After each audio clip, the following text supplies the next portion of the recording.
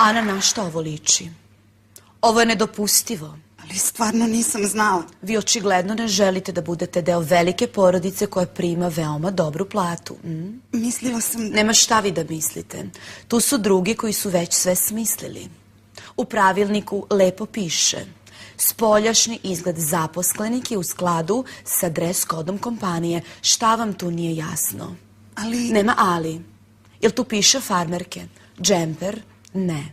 Ali zato piše štikla do 6 cm, čarape boje kože od 20 dena, siva suknja do kolena nikako kraća, svetla bluza i neupadljiva šminka. Jel to jasno? Oprostite, stvarno nisam stigla. Sutra će biti sve kako treba. Kakvi sutra?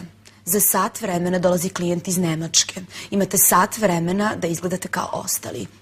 Hvala vam. Stići ću.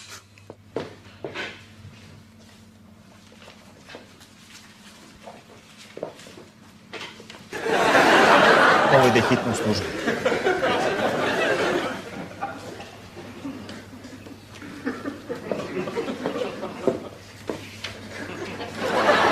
Dobar dan.